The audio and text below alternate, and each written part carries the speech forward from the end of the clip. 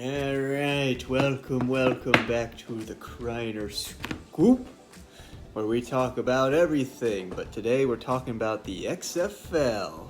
Back with more coverage. Specifically, we're doing a Week 3 preview.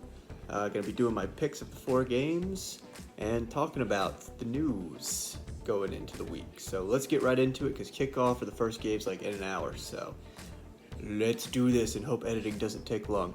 Alright. First up, we have the Seattle Sea Dragons at the Las Vegas Vipers. Super excited about this game. It may be too early to call it a desperation game, but both teams are 0-2. But both teams have shown a lot of signs of life, so whoever wins this game could really start to gather some momentum. Let's talk about Seattle, the Sea Dragons. That's actually my wife Leia's team of choice so far. And I can see why. They're a lot of fun to watch. They've got Josh Gordon, former NFL All-Star. Very cool. They've also got Ben DiNucci at quarterback, who's competent, if not a little turnover prone, which is part of what's been their problem in their 2 losses so far. On the other end, we have the Las Vegas Vipers, the game's at home, but I don't know if that's a big advantage, as we saw last week, because the weather is a bit of a mess in Vegas this time of year, I guess. Very windy, a lot of rain.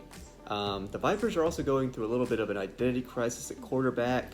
They have Spring League legend Luis Perez, but it looks like they're switching to Brett Hundley, who I didn't actually watch all of the Week 2 game, but from Vipers fans on Reddit, it seems like he made some good throws, so I was actually kind of against Brett Hundley getting more snaps, but if he's the only quarterback that can sling it in that windy weather, I guess he's the guy. I'm going to pick the Sea Dragons to win this game, though, as much as it pains me. I just think they're a little bit closer to getting that first win than the Vipers.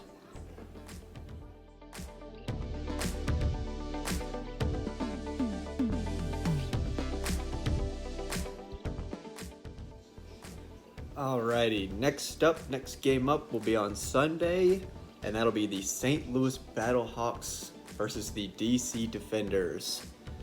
Both are 2-0, both are undefeated, both have some raucous fan bases, but this game's in DC, so look out for DC fans to make some noise and probably create another beer snake.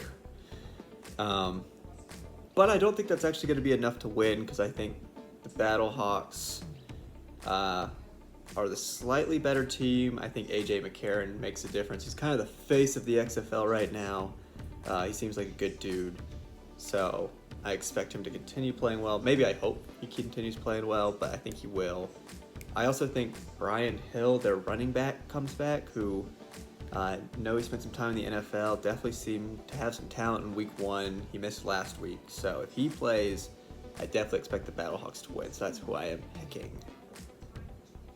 Call is the law, as they say.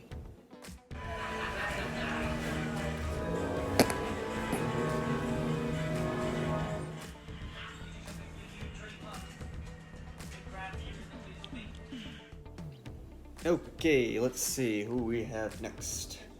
Looks like we have the Orlando Guardians at the Arlington Renegades. This is an easy game to pick, because the Guardians are terrible, so definitely gonna pick them to lose.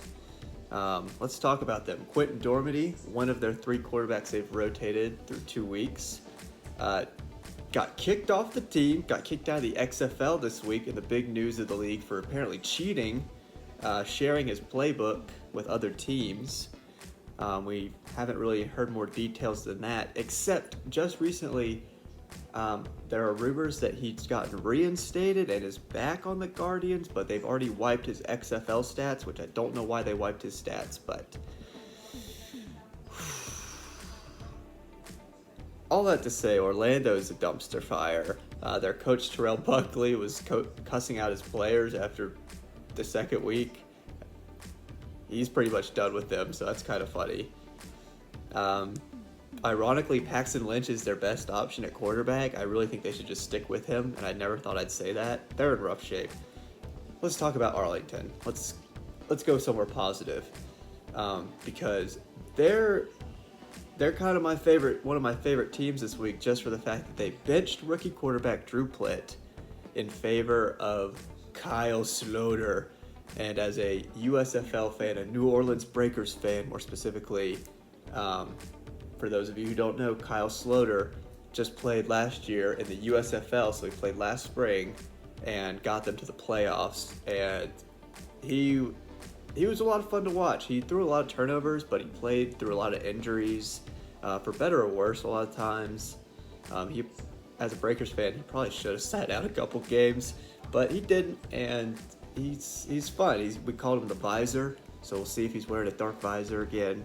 That's his Sloter swag. They also call him Slaughterhouse, so we'll see if there's any references to that in the broadcast. But I do fully expect him to take this offense to new heights. Apparently that was the problem through Arlington's first few games. So with Kyle Sloter under center, look for the Renegades to become a very dangerous team, and I definitely going to pick them to win.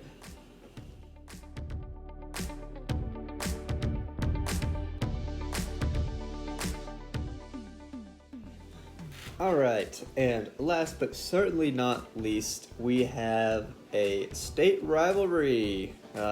Two Texas teams, the San Antonio Brahmas versus the Houston Roughnecks. The Brahmas are 1-1. The Roughnecks are 2-0. So let's talk about these teams. The Brahmas are a very fun team. They're coached by Hines Ward, former Steelers receiver, and they've got Jack Cohn, the other rookie quarterback that started for the XFL going into the season, is actually playing well, and I think he could be a future star in this league, or potentially the NFL if that's an option for him.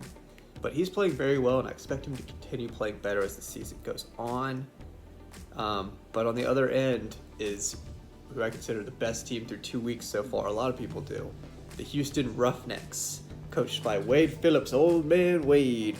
And Brandon Silvers is their quarterback, but they've also been mixing in their backup QB, who's a running threat. So not only are they the best team through 2 weeks, in my opinion, they seem to have gotten better from week 1 to week 2, which is a very scary thought for the rest of the league. For that reason, I'm picking the Houston Roughnecks to win. They're also at home, so I expect that to pay a difference. Little bonus pick. I'm doing the XFL Pick'em, my prop bet. So for those of you who know what I'm talking about, I'm telling you, I'm picking, my one prop bet is the Defenders will take the over on the Defenders for rushing over 110.5 yards. I bet all my footballs on it, all 300 footballs. Should preface by saying you shouldn't trust me with that because I've not won a single one of my XFL football bets. I've lost all my footballs. So maybe take my advice with a grain of salt. But that's all I got. Hopefully we have a good weekend of games, and I will be back for more coverage as the season progresses. So subscribe if you want to see some more.